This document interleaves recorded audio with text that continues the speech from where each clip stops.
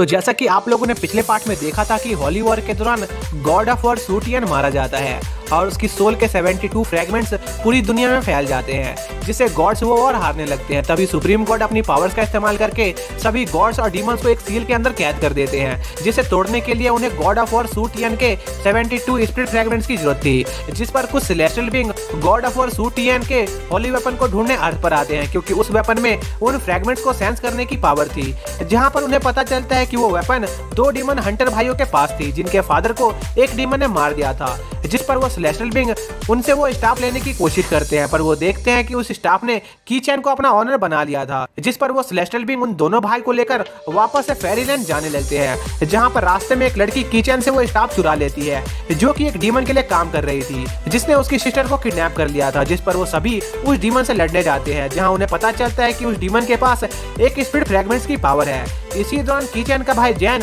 एक डीमन के हाथों मारा जाने वाला होता है। तभी कीचैन की स्टाफ अपने आप एक्टिवेट हो जाती है। अब आगे तो इस पार्ट की शुरुआत में हम देखते हैं कि उस स्टाफ की पावर के एक्टिवेट होने के साथ ही कीचैन की आंखों का रंग बदलने लगता है और वो अपने एक ही अटैक से उस डीमन के बैरर को डिस्ट्रॉय कर देता है। लेकिन उस अटैक के फोर्स से कीचैन पीछे उड़ जाता है, जिस पर वो डीमन एक लात मारकर कीचैन को और ज्यादा दूर उड़ा देता है। इसी बीच जैन उस डीमन के बैरर से आजाद हो गया होता है और उसकी बॉडी भी वापस से नॉर्मल होने लगी थी। और जैन अपने भाई को देखने जाता है, जो कि काफी ज्यादा चोटिल होने की वजह से बेहोश हो गया था। इसी दौरान वो आदमी उस स्टाफ को चुराने की कोशिश करता है, लेकिन वो स्टाफ उस आदमी के हाथ लगते ही वापस से डीएक्टिवेट हो जाती है, जिस पर वो आदमी उस वेपन को वापस से एक्टिवेट करने की कोशिश करने लगता है, पर इसका कोई फायदा नहीं हो रहा था। जिस पर उस आदमी को गुस्सा आ रहा होता है, लेकिन जब उस आदमी का ध्यान उस स्वॉर्ड को एक्टिवेट करने में होता है, उसी दौरान जैन उस आदमी पर तेजी से हमला करके उसका एक हाथ काट देता है, जिस पर वो आदमी अपनी स्पीड का इस्तेमाल करके जैन को पीछे धकेलने की कोशिश करता है। पर इस बार जैन पहले के मुकाबले काफी ज्यादा तेज हो गया था और उस आदमी को जैन को देखकर एक सफेद बालों वाले आदमी की याद आने लगती है, जिसके पास भी वही डीमन हंटर स्वॉर्ड मौजूद थी, जिनका इस्तेमाल जैन कर रहा था। तभी जैन अपने स्वॉर्ड स्लैश से उस डीमन को अपने घुटनों पर ले आता है और वो आदमी जैन से अपनी जान की भीख मांगता हुआ कहता है कि वो कोई डीमन नहीं है, बल्कि वो एक इंसान है और डीमन हंटर्स का उसूल होता है कि वो इंसानों को नहीं मारते हैं। पर जैन को उस आदमी की बातों से कोई फर्क नहीं पड़ता है और वो उसे जान से मारने वाला होता है। पर तभी वो आदमी जैन को उन स्वॉर्ड के पुराने ओनर के बारे में बताने लगता है, जिसे मारने के लिए एक लेडी डीमन ने उसे कॉन्टैक्ट दिया था, पर वो हंटर काफी ज्यादा पावरफुल था और वो आदमी बड़ी मुश्किल से अपनी जान बचाकर निकल पाया था। और लेडी डीमन का नाम सुनकर जैन उस आदमी से उस डीमन के बारे में और जानकारी लेने की कोशिश करता है, पर तभी उन्हें एक बेल की आवाज सुनाई देने लगती है, जिसके साथ ही उस आदमी की डेथ हो जाती है। जिस पर वो लोग अपनी शिप पर वापस लौटकर जिन की बहन जाया को हील करने लगते हैं, लेकिन जाया की इंजरीज काफी ज्यादा गहरी होती है, जिन्हें सावलो अपनी हीलिंग मैजिक की मदद से हील नहीं कर पा रहा था, जो देखकर कीचैन को काफी ज्यादा बुरा लगता है और वो रोते हुए वहां से भाग जाता है। और जिंग ये देखकर काफी ज्यादा दुखी होती है कि वो अपनी सिस्टर को नहीं बचा सकती है।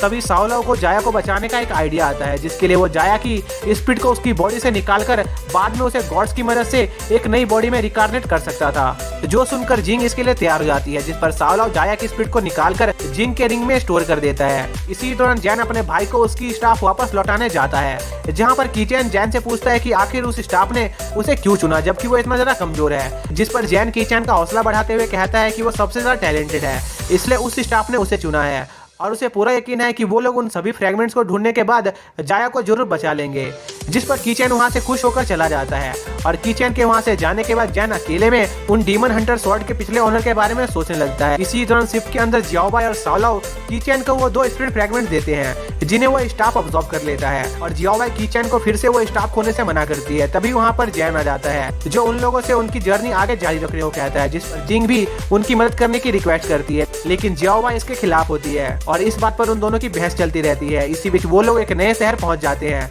जहां पर काफी सारी फैक्ट्रीज थी, जिस वजह से उस शहर का टेम्परेचर काफी ज्यादा हाई होता है, जिस कारण से कीचैन बीमार हो जाता है। पर सावलो समझ जाता है कि असल में कीचैन के साथ यह सब इसलिए हो रहा था क्योंकि उसकी बॉडी अभी भी उन फ्रैगमेंट्स की पावर को एडजस्ट कर रही थी। तभी वहां पर जिंग आ जाती है, जो तेज गर्मी की वजह से काफी छोटे कपड़े पहनकर आई थी, जो देखकर जियाओबाई को गुस्सा आने लगता है और वो जिंग को कुछ ढंग के कपड़े पहनकर आने को कहती है। पर सावलो और जैन को जिंग के उन कपड़ों से कोई दिक्कत नहीं होती है और वो जिंग को वो ड्रेस पहनकर रखने के लिए कहते हैं। जिसके बाद वो लोग कीचैन के लिए कुछ मेडिसिन लेने एक शॉप पर जाते हैं, पर जैन देखता है कि उन लोगों ने उसे एक मेडिकल शॉप की जगह कपड़े की दुकान पर लेकर आ गए थे। जिसके बाद वो लोग उस शॉप के अंदर जाते हैं, जहां पर उनकी मुलाकात उस शॉप के ओनर से होती है। जिसका नाम सन गॉड होता है, जो जिंग से मजे लेने की कोशिश करने लगता है क्योंकि वो काफी खूबसूरत लग रही थी, जो देखकर जियाओबाई उसे खूब पीटती है, जिस पर सुन गॉड उन्हें मेडिसिन देने के लिए तैयार हो जाता है और सुन गॉड उन्हें बताता है कि होली वॉर के बाद उसका धंधा काफी मंदा हो गया है क्योंकि कोई भी सेलेस्टियल उससे सामान खरीदने नहीं आ रहे थे, इसलिए उसने अपनी शॉप को एक कपड़े की दुकान में बदल लिया था। तभी सन गॉड कीचेन को एक मेडिसिन देता है जिसका नाम सेंजू बीन था, जिसे खाते ही कीचेन तुरंत ठीक हो जाता है और उस मेडिसिन को देखकर जैन काफी इंप्रेस होता है, इसलिए वो कुछ और सेंजू बीन्स लेने की सोचता है। पर जैन को पता चलता है कि एक सेंजू बीन की कीमत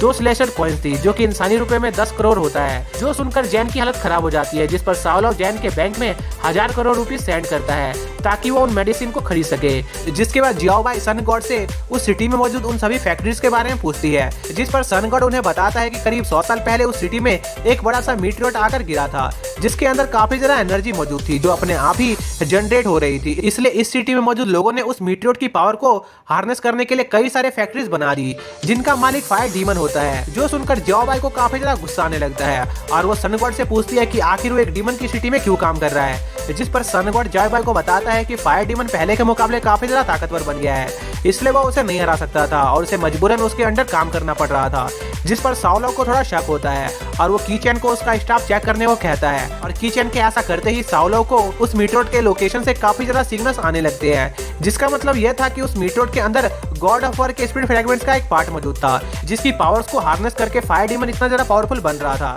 इसलिए वो लोग उस डीमन को रोकने जाने लगते हैं, जिस पर जैन भी उनके साथ जाने का फैसला करता है क्योंकि उसे लग रहा था कि वहां पर शायद से वो लेडी डीमन भी मौजूद हो सकती है। पर जियाओबाई जैन को वार्न करती है क्योंकि इस बार वो लोग जिस डीमन से लड़ने जा रहे थे वो काफी ज्यादा पावरफुल था और एलिमेंटल मैजिक का इस्तेमाल कर सकता था, लेकिन इसके बावजूद भी जैन उनके साथ जाने की जिद करता है, जिस पर कीचेन भी उनके साथ जाना चाहता था, पर जैन उसे वहीं रुककर आराम करने को कहता है क्योंकि वो अभी बीमार था। इसी बीच हम एक लड़की का सीन देखते हैं जो फायर डीमन को सेलेस्टियल के उनके सिटी में आने की खबर देती है, जो सुनकर वो डीमन काफी ज्यादा खुश हो जाता है। इसी दौरान सेलेस्टियल और जैन उस डीमन के बेस पर पहुंच जाते हैं, जहां पर सावलाव उस बिल्डिंग को एनालाइज करके उस बिल्डिंग के अंदर बिना किसी प्रॉब्लम के एंटर करने का प्लान बना रहा था क्योंकि उस बिल्डिंग के सभी फ्लोर पर गार्ड्स मौजूद थे, पर तभी जैन अपनी स्वॉर्ड से हमला करके वहां पर एक होल क्रिएट कर देता है, जिससे वो लोग बहुत सारे गार्ड से घिर जाते हैं। इसी दौरान कीचेन की बॉडी के अंदर वो दोनों स्पिरिट फ्रैगमेंट्स उस स्टाफ के साथ मर्ज होने की कोशिश कर रहे होते हैं, जिससे कीचेन को होली वॉर के विजन आने लगते हैं और वो गॉड ऑफ वॉर सूटियन की रियल पावर को देख पाता है। तभी वहां पर वो 2 डीमंस आ जाते हैं जो कीचेन की उन स्पिरिट फ्रैगमेंट्स की पावर का इस्तेमाल खुद के लिए करने के लिए उसे उकसा रहे होते हैं, पर कीचेन उनकी बातों में नहीं आता है और गॉड ऑफ वॉर के ट्रायल को क्लियर कर लेता है, जिस पर गॉड ऑफ वॉर कीचेन को उन दोनों फ्रैगमेंट्स की पावर दे देते हैं, जिसके साथ ये पार्ट यहीं पर एंड हो जाता है।